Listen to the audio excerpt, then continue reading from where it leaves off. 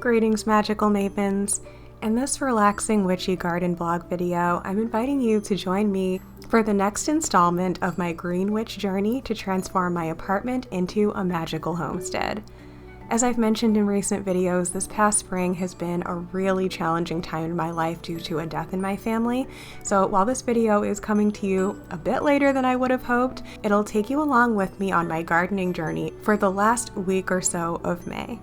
In this video, you'll get to come along with me as I experiment with new gardening methods I've never tried before, and seeing if they allow me more success with plants that I've either struggled with or haven't prioritized growing in the past. And yes, this includes starting more seeds because I simply can't and won't be stopped apparently. But this time I'm direct sowing some outdoors as the weather continues to warm up. We're also discovering new things about the local trees in my environment, putting the finishing touches on my hand-painted garden blessing spell that I did on my watering can in a recent video, getting creative with DIY cold framing, foraging for wild plants to try to grow in my garden, finally getting to use my homemade compost, eco-friendly lifestyle updates, kitchen witchery, seasonal eating, dandelion magic, and more. And stay tuned to the end of the video where we take a lovely little trip out into nature to observe the abundant wildlife and to forage for a particular plant that I've been wanting to grow at home for a long time. As always, there'll be a mix of some enchanting, no-talking scenes, as well as some witchy chit-chats about how manifestation and gardening can inform one another in your life. There is a ton to get through in this video, so let's dive in and make some magic. So I'm just planting some more things because clearly I can't stop myself. I decided to add a few more marigolds because I've noticed that only one of the probably 4 or 5 that I put in that pot has come up so far. And I just want to make sure I have a lot of flowers this year because I really didn't have that last year. And same thing with the cosmos. I had 2 come up. One of them is doing great, the other one not so much. So I did a couple more things of those. But while I was in here, I also got the idea to maybe, now that it's nice out, to quote unquote direct sow some of these vegetables. Now the reason I put that in quotes is because I feel like direct sowing generally refers to planting it out into the ground, like putting the seed directly into the ground. I don't have a ground to speak of, so for me direct sowing would be sowing it into whatever container it's going to be in outside. So in this case, I'm thinking that's going to be the raised bed. Last year I tried to do carrots in a tub, like a several gallon container. I don't know how many gallons are in that several gallon container. You guys know what I'm talking about. And I got only a few of the greens, like I think quite a few of the greens germinated. Not very many of them survived. The ones that did never got too big or looked too healthy. And when I finally went to harvest them in the fall, there were 2 carrots that were literally about that long.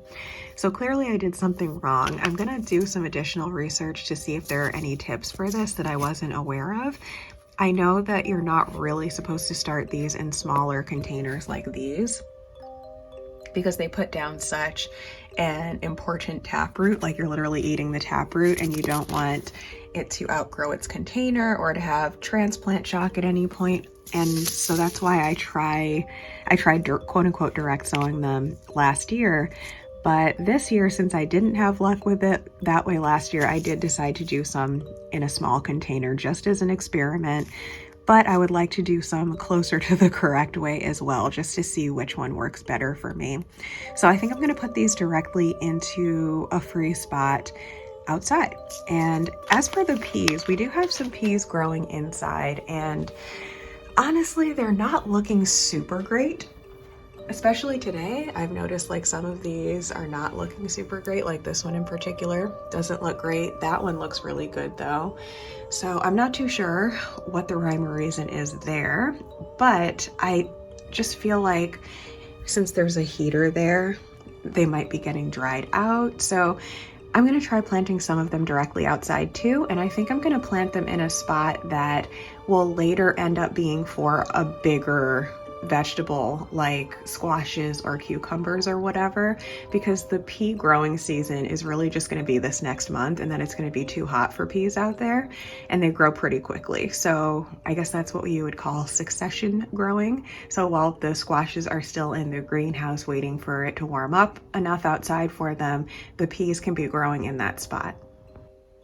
And while I'm here, again, because I just can't and won't stop apparently, I think I'm also going to direct sow some flowers as well, because I noticed that the shade loving wildflower mix, I noticed that certain kinds of these are doing really well under grow lamps, but others of them, like some of the more wispy ones, I've noticed kind of didn't make it. And it might be because they're actually getting too much light in this controlled environment. So now that it's warmer out and we're past our last frost date, I'm gonna put some of these still into little containers like that for now, but I'm just gonna try directly planting them outside and seeing which ones do better.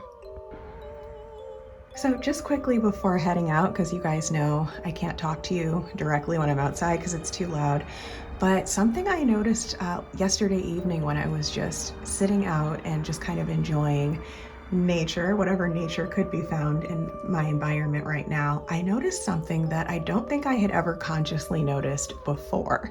And that is that these two trees are the same color in spring as they eventually turn back to in the fall. Some of you guys are probably like, well, duh, that's what deciduous trees do. But I didn't realize that. For some reason, I assumed that they all grew in the spring as like a light green color and then matured to whatever their summer color is before changing to yellow or orange or whatever. But I'm realizing these new leaves are yellow, those new leaves are orange. There is a tree over there that's always red. I don't know if you can see it. I can kind of show you once we're out there. There's a tree down there that is a light green color, and I think that one, yeah, that one stays a light green color even in the fall, and then they just kind of start to fall off in a slightly more yellowed color than they would be in the summer. So I'm starting to get more curious about trees. I think I'm going to do some research and try and identify what these trees are. Another thing I've noticed is that this tree is nowhere near as far into its leaf growth as that one.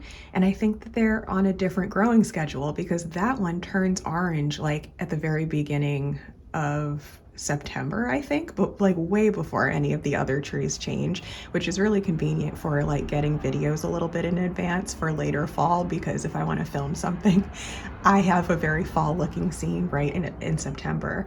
And then this one starts to change and starts to fall the following month. So I guess this one grows first and changes first, and then that one grows later and falls later.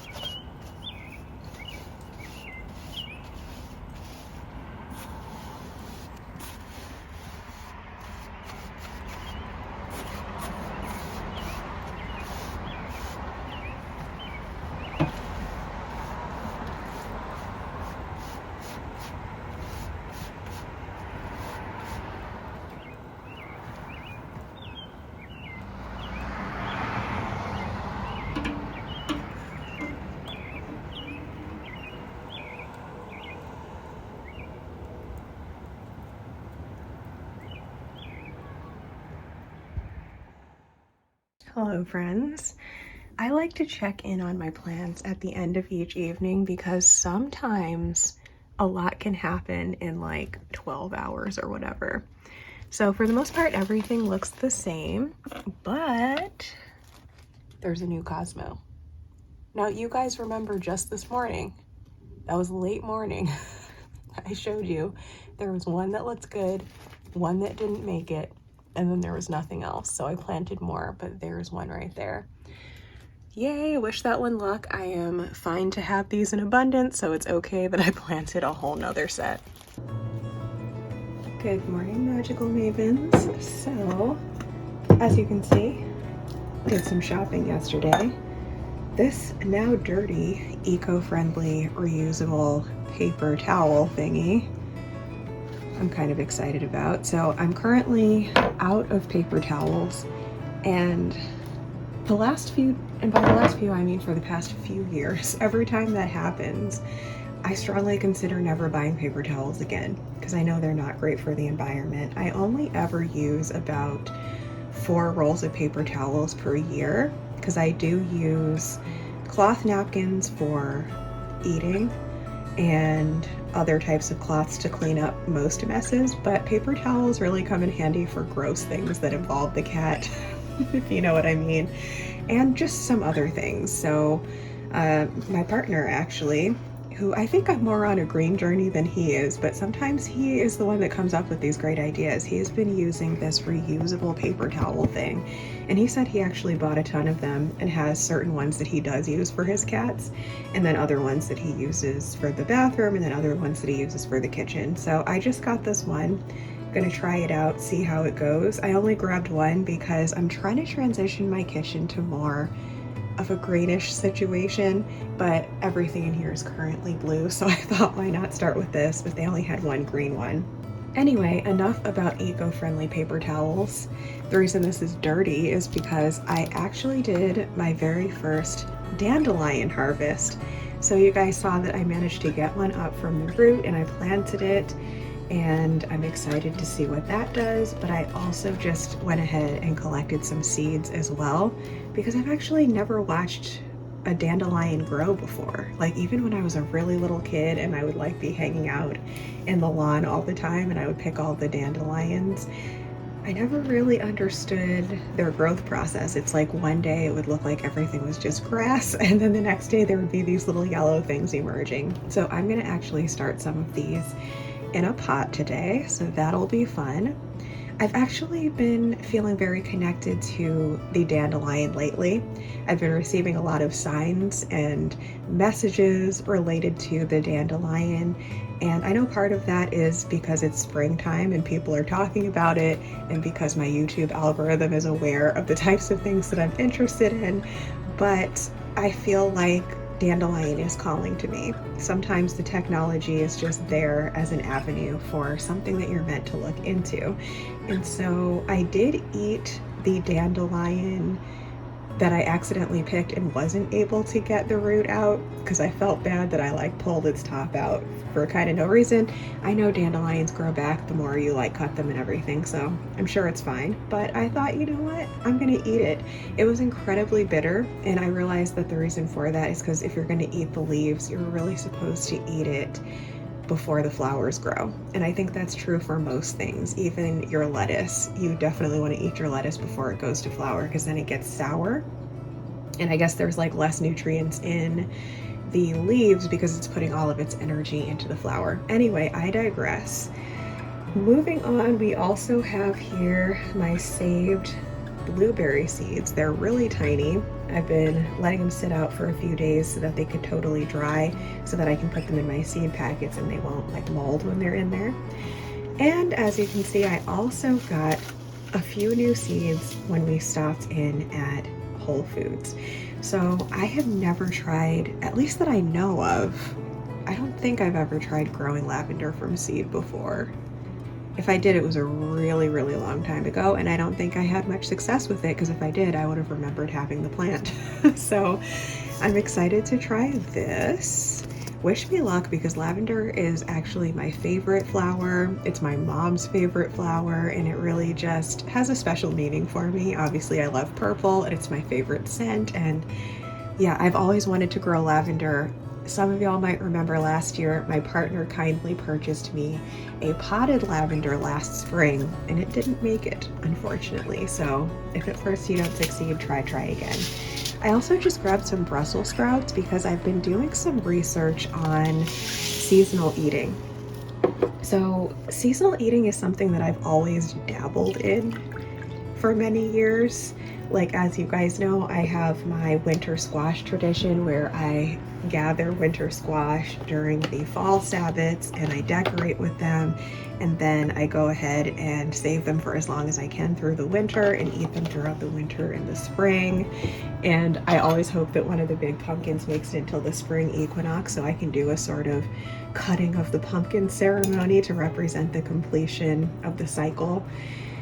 But that being said, I don't really know a ton about what is actually in season most of the time in general. Like, there are certain things that I have seasonal connections to, so therefore I'm well aware. Like, I know that here corn is something that you start to see in August, September, and then there's like the dried up corn and the corn stalks that you play with during October and November. Brussels sprouts I know nothing about, besides that I have seen them growing in this like weird cluster thing on some YouTube channels, but I don't really remember much about them. And lavender I do have experience having in a garden, but not that I planted myself. So when I used to live in the house that my parents used to own, there was some lavender there from when my mom lived there because she planted some, and it was just kind of sparse, but still keeping on and like sort of almost growing wild in some spots. So I loved having that, but I've never successfully done it myself, especially without it being in the ground. So yeah, let's do some fun stuff today, shall we? And I also just have some cat grass here. I've had this for quite a while because, especially with my old gals, they used to love to chew on plant matter. So that could be my house plants, that could be my garden plants, that could be fake flowers. Mowgli does that still. It could be like dried grasses and things that I'm trying to use for decoration. And that's not necessarily safe, and it's definitely very inconvenient. So I did learn to grow cat grass. It's really easy to do. You don't even actually need light for it, because since these grow really well as microgreens, they can actually grow in the dark. And so yeah, anyone can do this if you want to grow wheatgrass for yourself or for your cat.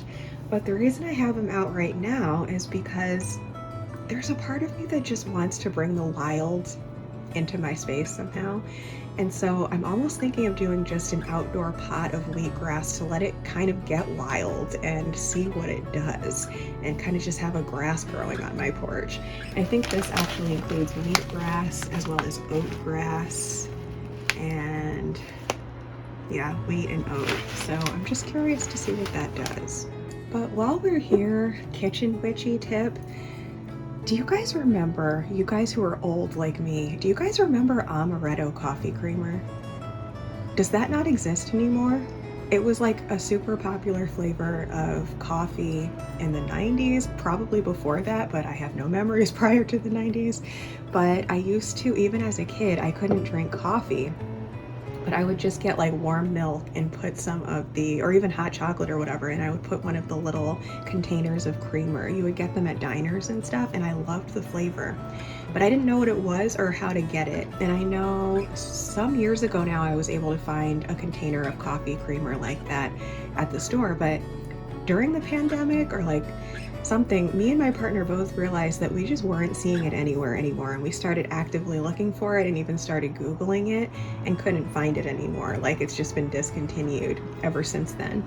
So I did some research and I discovered that it's actually just almond extract mixed in with like an Italian creamer or something like that. So for a while I would buy the Italian creamer and I would put this in, but then I realized I don't even really need to do that. I could just put a tiny drop of that in my coffee, and there you go. So if you've been missing amaretto flavor, that's how you get it. I guess that's a witchy tip for me, even though I don't really know what the quote-unquote traditional correspondences are for almond off the top of my head. I know what almond means for me. And now that I know that that flavor that I remember from childhood is actually associated with almond, now it kind of brings up its own connotations for me. And it almost evokes a sense of nostalgia. Maybe for like times when me and my family went to diners or something. And as a little kid, I would be really excited to get those little packets. Anyway, let's get into some gardening.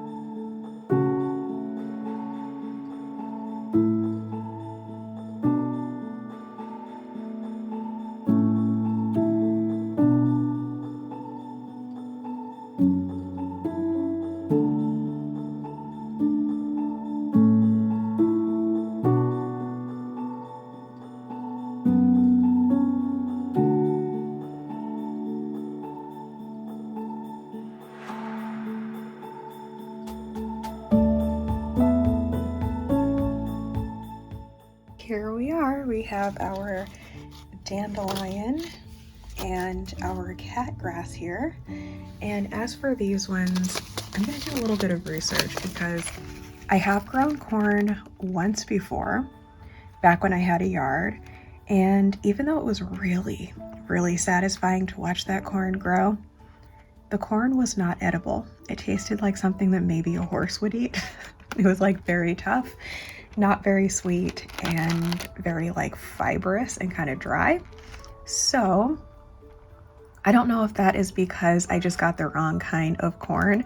I know I learned years later that sometimes stores will just sell you random weird seeds and you have to do your research to find out which kinds you actually want. But this one looks like it's from a reputable brand. It was being sold at a food store, so I think this one should be good. That being said though, I don't know if part of the reason for that corn being weird was because of something I did. Like maybe I didn't have quite the right fertilizer for it or whatever. So I am going to do some research, and I've definitely never attempted to grow corn in containers on a patio before. So I'm sure some other crazy person out there has done it. So I'm going to see if anyone has any tips, and I will go from there. And yeah, I could definitely go for a refresh on all of these. So I'm going to do that first. But first, before I go and do that, let's have a look what's going on in here. Dun, dun, dun, dun. We have bean sprouts. So some people would eat them just like that, but not me. We are going to let this continue to grow. So now that these have started to sprout, I'm going to go ahead and take the lid off, let it be exposed to some light, and then we're going to start having some salad greens from this. And I almost forgot about our little taties over here. So as you can see, they've got their sort of hard skin that they've grown over them, and now they are ready to plant. So what do I want to do? Do I want to actually put these into little containers again? Or do I want to direct sow them somewhere? Ideally, if I had a yard, I think I would just be direct sowing a ton of these right now. But since I have limited space, I think what I'm going to do for now is put these into little containers in the greenhouse or somewhere for a while, and then maybe we'll find another larger container to put them in later. These are going to kind of go in the same category as my like quote unquote backup seedlings that I'm sure I'm gonna find a way to plant regardless, because I just want to plant all of the plants. Our ground ivy is well underway to having roots, so I'm gonna find a little container for that.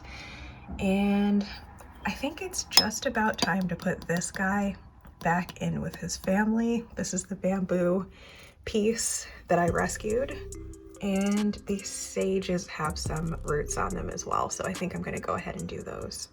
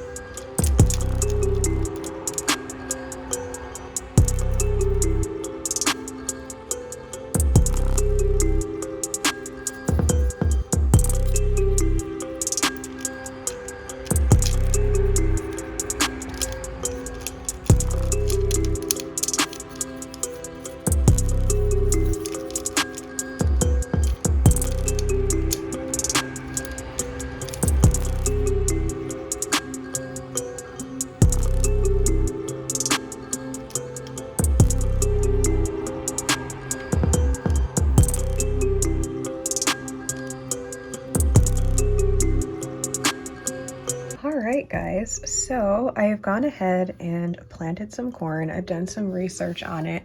So apparently there's like an old wives' tale that you shouldn't start corn indoors because it doesn't transplant well. But I have looked at a few different reputable gardeners online and they say that it's perfectly fine as long as you're really careful with the roots.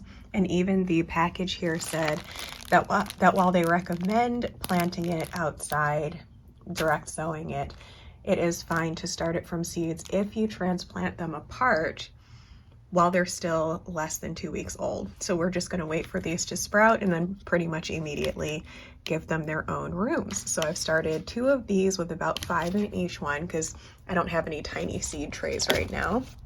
And as for the Brussels sprouts, I kind of forgot to mention this earlier about the seasonal eating thing, but I've just been learning about additional seasonal foods for spring that I didn't know about. And apparently Brussels sprouts is one of them. So when I saw this at the store, after having done that research earlier that day, I grabbed it. But once I got it home, I was like, but if it's a spring crop, that probably means that it's too late for me to start it. So according to the seed packet here, it actually says to start it 4 weeks before your first frost date in the fall. So we will come back to that later.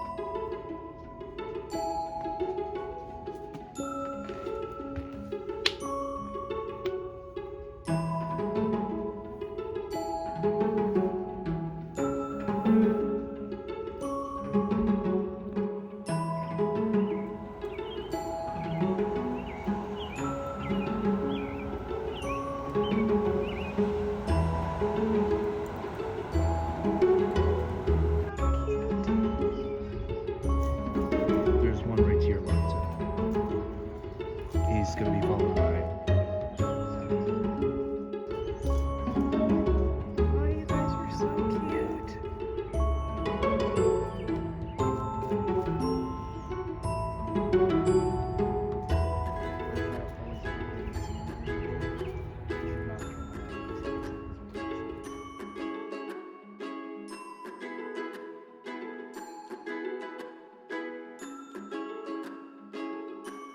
Oh my gosh, look at him. He's just laying there like a cat. He's like, I'm cute. Do you have food?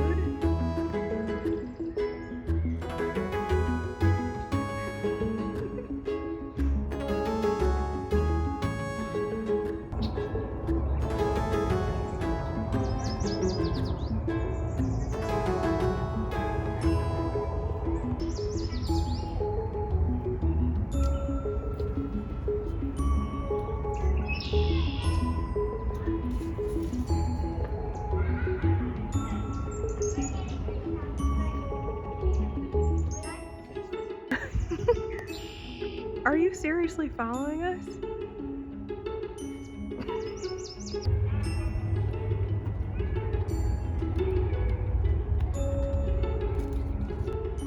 Who said that? A red-headed bird. Yeah.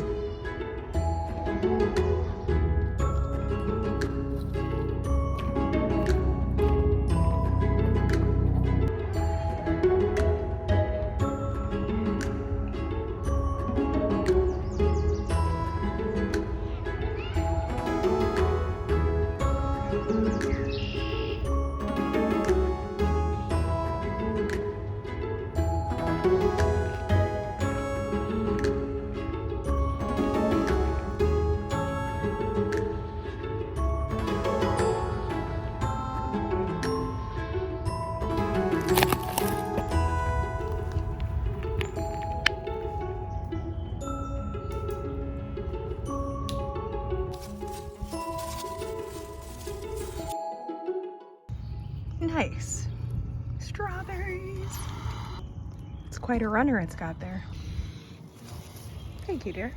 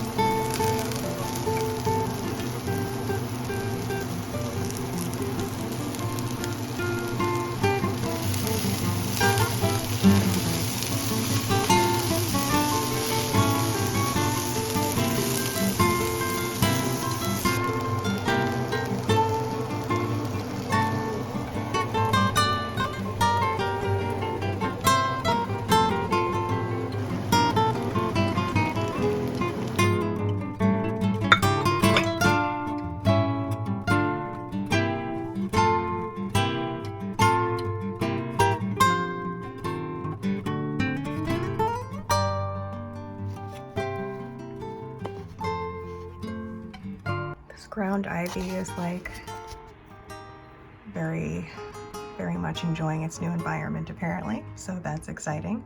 And off we go with the rest of these.